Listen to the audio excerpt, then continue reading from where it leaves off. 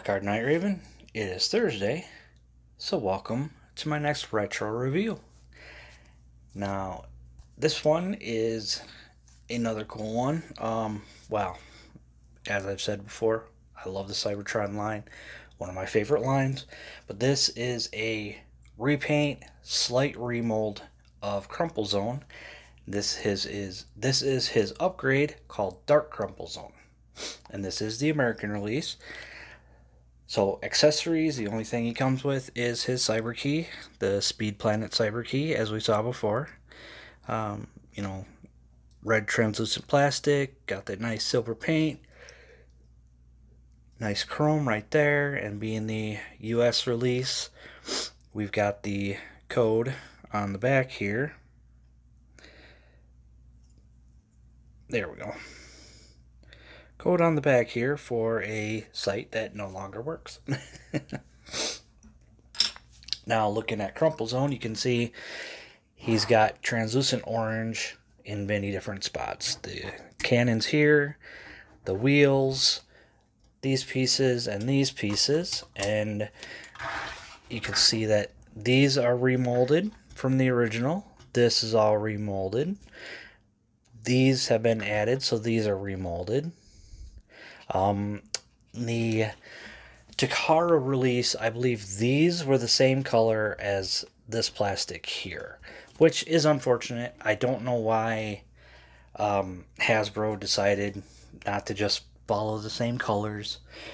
You know, it wouldn't have really cost them any more than it already did.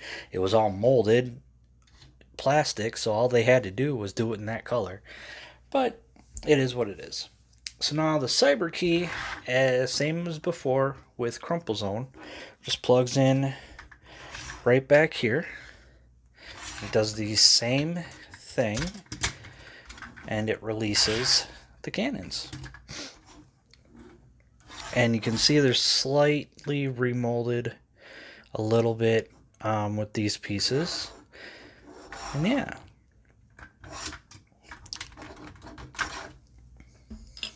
Again, very cool. And he does roll. He rolls very, very nicely. I mean, when you got big wheels like that, it better roll nicely. So what you can see with the paint, we've got some orange going along this blue. This is kind of a coppery color, I think. That's what it looks like to me. We've got Decepticon Symbol up on top here. More of that coppery color going along here. Some orange in there as well. Here is the back. Again, very cool. And this side, same thing as the other side.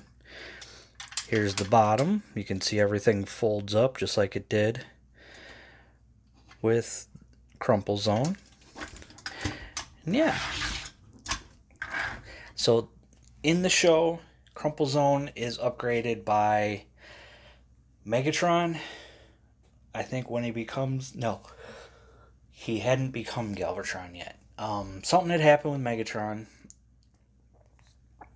Crumplezone had been pretty much destroyed.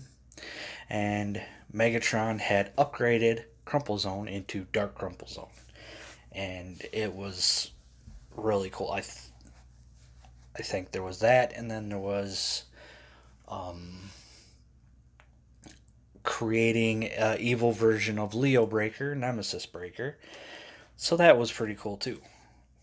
But as for Dark Crumplezone, we will get into his transformation, and it's pretty much the same. Not much different, so let me raise you up first thing.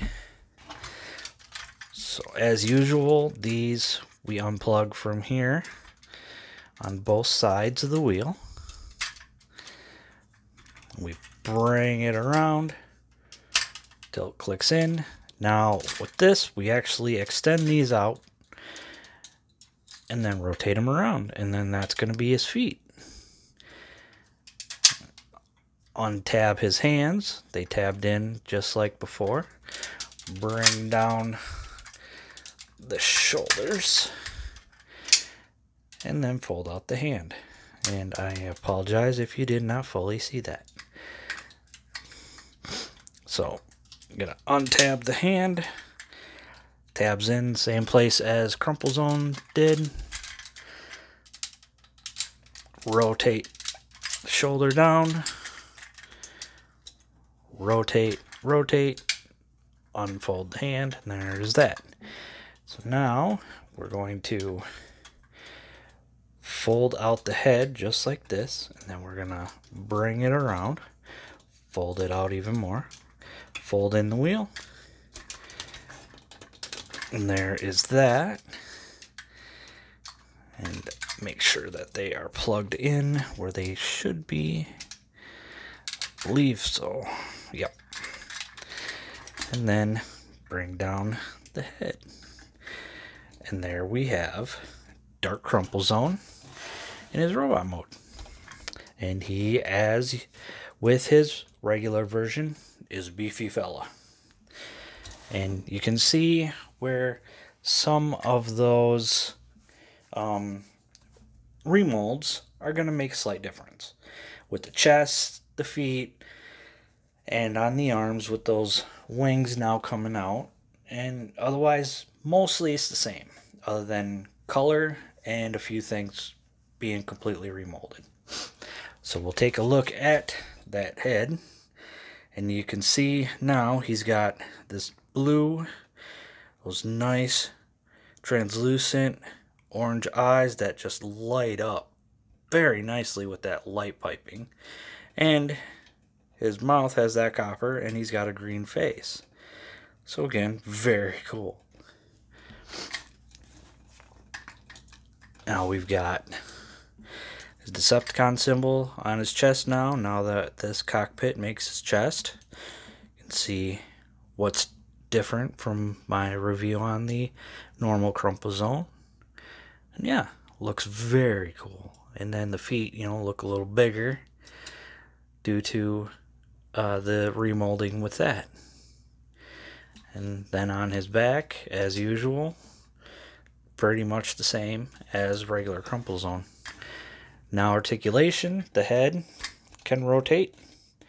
You can use the transformation hinge to move the head up like this, but that's about all you're going to get. The arm can come up this far. That's about it. Can do full 360, but the backpack gets in the way. We've got swivel here at the bicep, just under, or yeah, around 90 for the elbow, but then again the elbow doesn't also come out all the way, so I guess less than 90. And there is rotation right below the elbow. No waist. Feet can only move forward that far. It gets caught there. Can move back that far. Can do over the full Van Dam.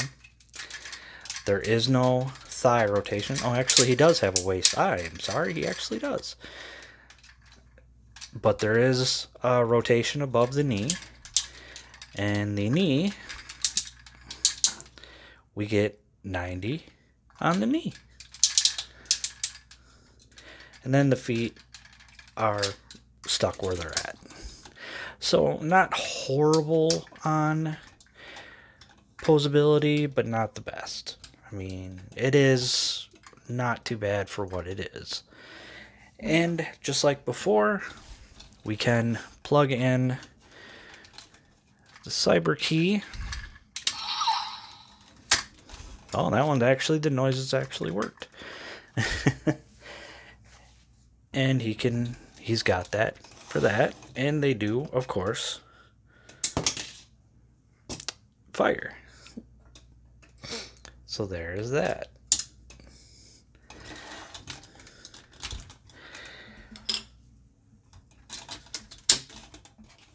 Yeah. So that is Dark Crumplezone, and he is not a bad figure. Like I've said before, the Cybertron line has been one of my favorite lines. I only ever really collected the figures that were in the show, or if it was a new mold. If it wasn't in the show, but was a mold that hadn't been out before, then I grabbed it. I really, really like the aesthetic of the Cybertron line. The Cyber Key was a really cool way of having a gimmick. It can't talk. It does suck if you lose the Cyber Key. You can't really do much about the gimmick on most figures. Some figures, you still can. But hey, it is kind of what it is. But for the designs, the characters, I mean, I loved it all.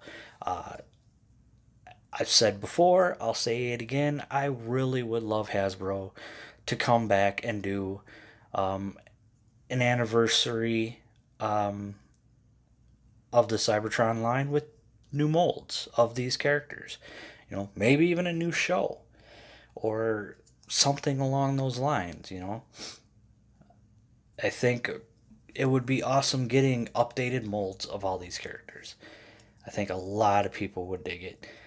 But again, that's my opinion.